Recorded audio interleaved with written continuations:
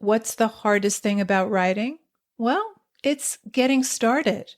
Maybe you're having a hard time coming up with a story idea, or you're stuck on where to take your story next. If you want a way into a story or a way through, I have 9 story starters to help you. This free PDF is full of story seeds and prompts to get you going. To download your 9 story starters, go to nancypanuccio.com/start. That's Nancy with an I, Panuccio with 2 C's, nancypanuccio.com/start. So, what's your story about? If you're anything like me, you trip over this question. You find it hard to sum up your story in an elevator pitch. That's because it's the wrong question to ask. In today's episode of Writer Unleashed, I'll give you 3 questions to help you get clear on not only what your story is about, but why your story matters. Stay tuned. Writer Unleashed is for you, a writer who has a story you want to bring onto the page and into the hearts and minds of readers. I'm Nancy Panuccio, writer, editor, and writing coach. And each week, we'll explore techniques, mindsets, and inspiration for writing stories readers can't put down. Thanks for spending some time with me today. Now let's begin.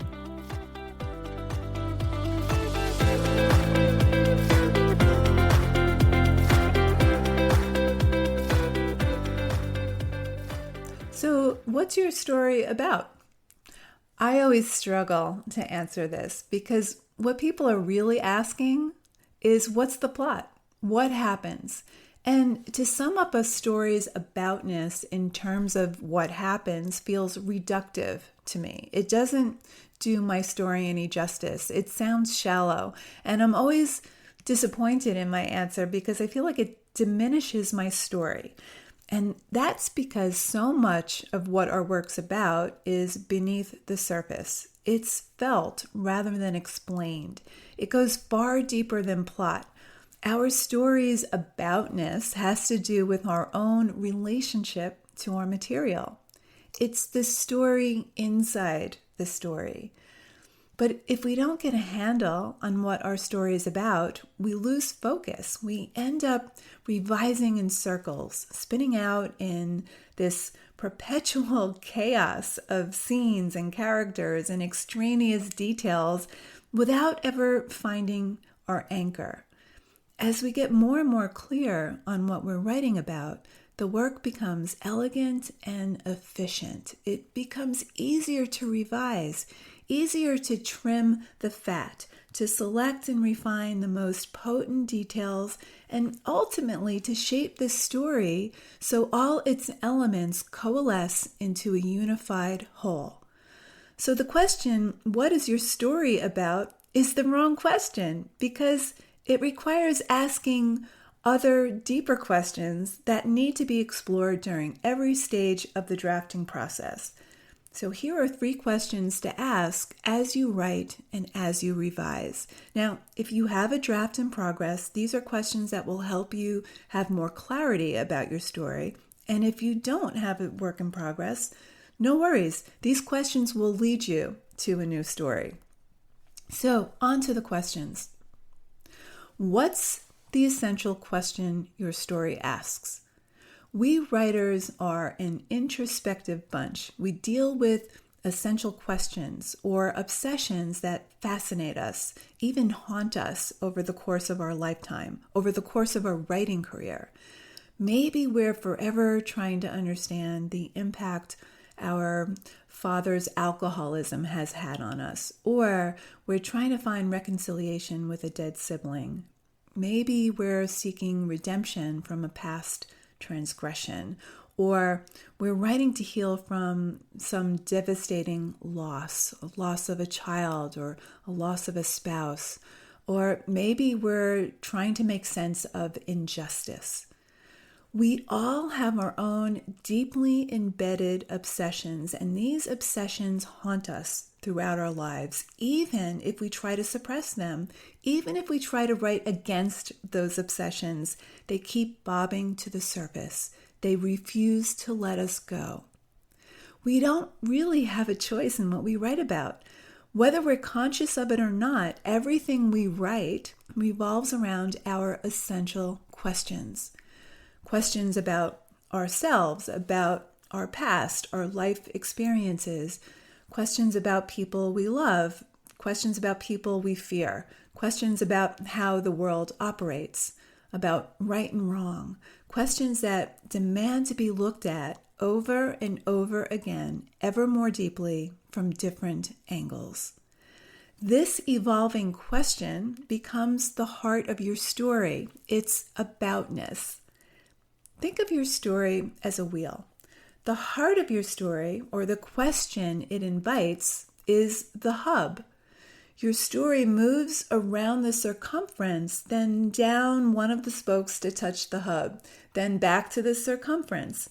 And each time you're touching the hub again and again from different points. And your reader participates until every spoke leads to the hub, until the wheel, or the story, is whole.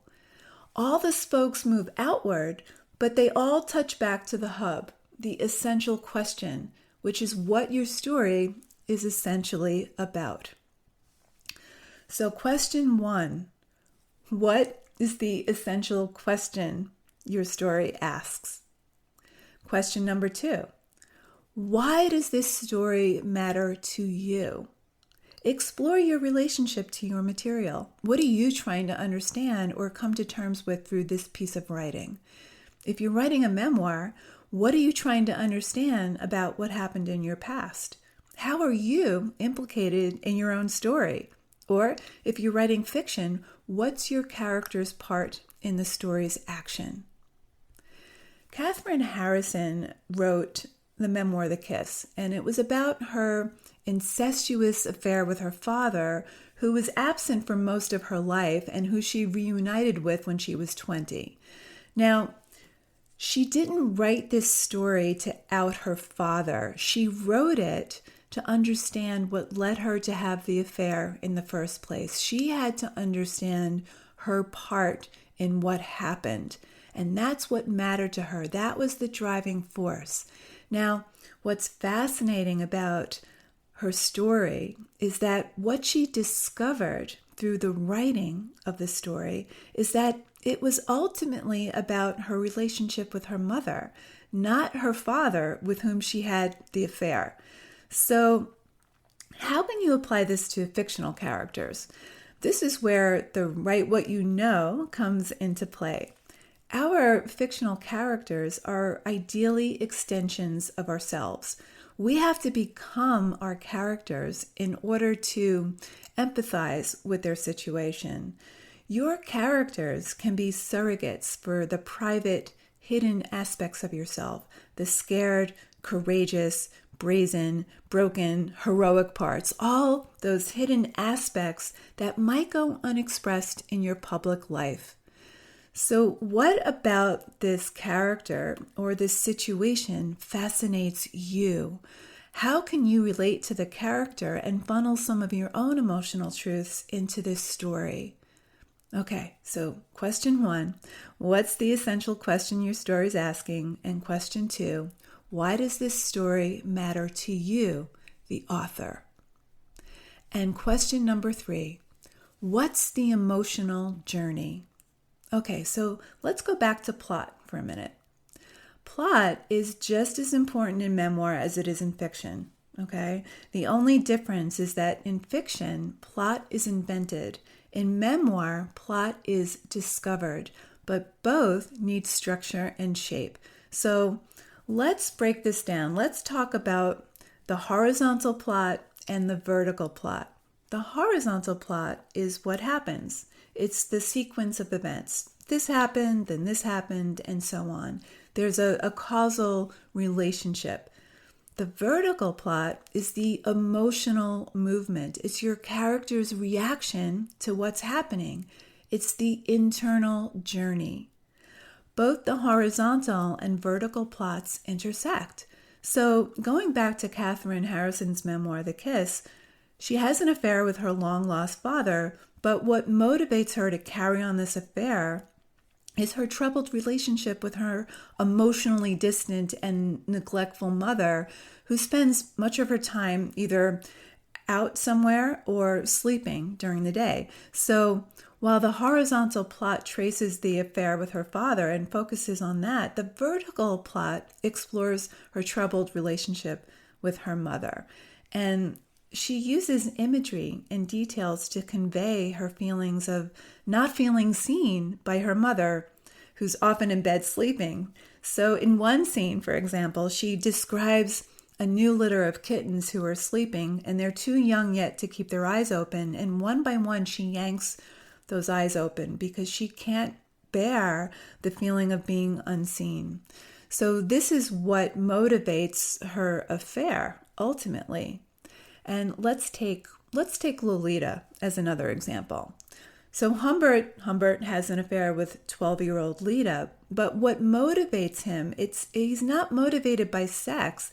He's motivated by trying to recapture his childhood sweetheart, who I'm assuming was about he was the same age as Lolita, and Annabelle was his childhood friend and his first love that he fell in love with. But Annabelle died as a child, and so this love was interrupted by her premature death. She died of typhus. So the story is really about his attempt to recapture that love. Okay, so if it was just a story about a pedophile, our reaction would be, so what? And if Katherine Harrison's memoir, The Kiss, was just about her incestuous affair with her father, we'd again say, well, so what? So here's the thing. Readers don't really care about what happens in your story. Not so much. The thing that they really care about, the thing that they're really interested in, is who it happens to and why. So here's what I want you to do next. Think of a memory that to this day still haunts you. Write it down, and through the writing, try to discover why it has such power.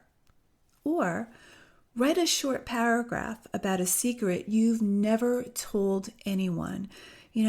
Secrets are corrosive. We have to unload them. So think about a secret you've never told anyone, maybe except your therapist, but a secret that you've never divulged to anyone.